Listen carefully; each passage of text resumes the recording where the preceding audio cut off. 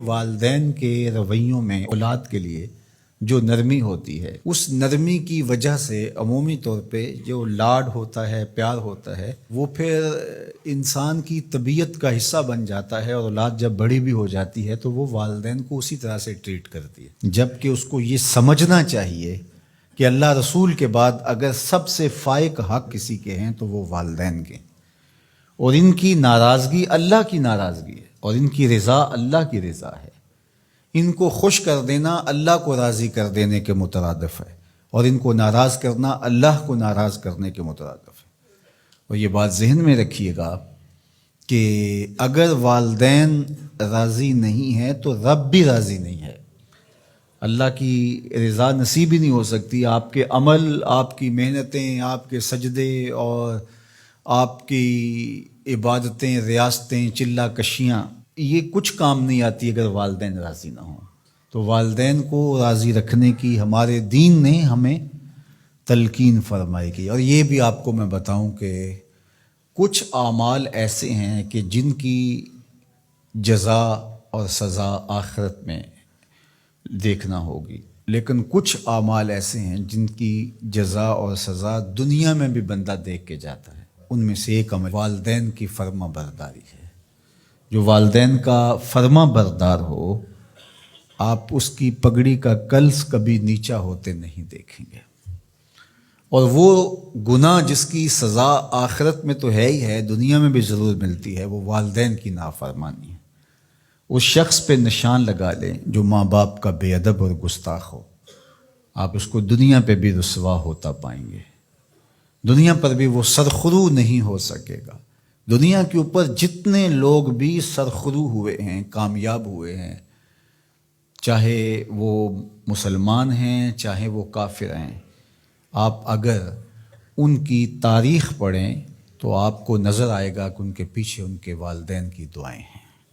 اگر والدین کی دعائیں نصیب ہیں تو انسان سرخرو ہوتا ہے، اور اگر والدین کی دعائیں حاصل نہیں ہو پاتی تو محنتیں بھی انسان کی اکادت چلی جاتی ہیں۔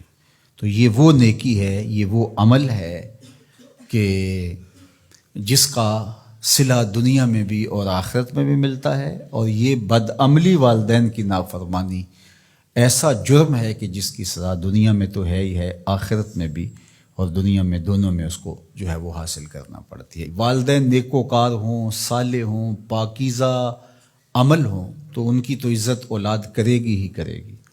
والدین برے ہی کیوں نہ ہوں، یا والدین بہت گناہ گار ہیں، شرابی ہیں اور بدکار ہیں اور اعمال بد ہیں، تو ان کی توہین نہیں کی جائے گی، اور اس بد اعمالی کی وجہ سے ان کے لیے دعائے خیر کی جائے گی۔ حتیٰ کہ والدین کافر بھی ہوں تو ان کا کفر اپنی جگہ پہ، لیکن اولاد ان کافر والدین کی بھی توہین نہیں کرے گی، ان کے ساتھ وہ حسن سلوک کرے گی والدین ہونے کے ناطے سے۔ اور نیکوکار ہوں، صالح ہوں تو پھر ان کے تو حقوق اور زیادہ عائد ہو جاتے ہیں۔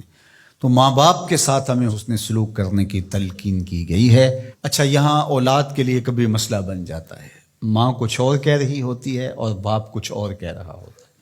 اب اولاد کس کی اطاعت کرے؟ ماں کا حکم الگ ہوتا ہے اور باپ کا حکم اس سے مختلف ہوتا ہے، دونوں کے حکموں کو ساتھ لے کر اولاد نہیں چل پاتی۔ اب کیا کرے؟ تو علماء نے لکھا کہ پہلے تو ماں باپ کو ہی چاہیے کہ اولاد کو مشقت میں نہ ڈالے، کہ ایسا حکم دے کہ اولاد پھنس جائے کہ ماں کی بات مانو یا باپ کی بات مانو۔ ایک کی اطاعت سے دوسرے کی نافرمانی لازم آتی ہو تو بڑا مشکل مرحلہ ہو جاتا ہے۔ تو والدین کو اتنا خیال اور اتنا لحاظ رکھنا چاہیے کہ ان کو مشقت میں نہ ڈالے، ایسا حکم نہ دیں جو وہ بجا نہ لا سکے، جو ان کے لیے پورا کرنا مشکل ہو۔ اور بالخصوص ماں باپ کی لڑائی کے اندر اولاد جو ہے وہ پس کے رہ جاتی ہے، ماں کی بات مانی تو باپ ناراض، باپ کی بات مانی تو ماں ناراض۔ تو اس میں ایک تو والدین کو ہی چاہیے، لیکن کبھی اولاد پھنس جائے تو مسئلہ شرعی سن لیجئے، وہ یہ ہے کہ گھر کا حاکم جو ہے وہ مرد ہے، تو اگر ماں اور باپ دونوں کے احکام آپس میں ٹکرا رہے ہوں تو حکم مقدم ہوگا باپ کا، تو اولاد کے ذمے باپ کے حکم کو ماننا ضروری ہے، لیکن خدمت میں مقدم ہوگی ماں۔ جب باہر سے بچہ آتا ہے تو کھانے کے لیے یا کوئی چیز، یا رات کو ٹانگیں دبانے بیٹھتا ہے تو خدمت میں مقدم ماں ہوگی، لیکن حکم کی تعمیل میں مقدم باپ ہوگا۔ تو شریعت اسلامیہ نے ہمیں یہ حکم دیا، چونکہ خدمت میں یہ جو حدیث میں نے آپ کے سامنے رکھی ہے، تو صحابہ نے حضور سے جب پوچھا کہ ہمارے حسن سلوک کا سب سے زیادہ مستحق کون ہے، تو فرمایا اماں کا، تیری ماں۔ پھر کہا سما من، پھر کون؟ تو پھر فرمایا اماں کا، تیری ماں۔ پھر تیسری مرتبہ پوچھا تو فرمایا تیری ماں، اور چوتھی مرتبہ فرمایا ابا کا، تیرا باپ۔ تو اس اعتبار سے خدمت میں ماں مقدم ہے، لیکن تعمیل حکم میں باپ مقدم ہے۔ تو باپ اور ماں یہ اللہ کی رحمتوں کے دو روپ ہیں۔ اللہ نے باپ کے سینے کے اندر بھی ایک اولاد کے لیے محبت کا جہاں آباد کیا ہے، اور ماں کی ممتا اور ماں کا پیار اور ماں کی الفت، یہ تو ایک کائنات ہی الگ ہے۔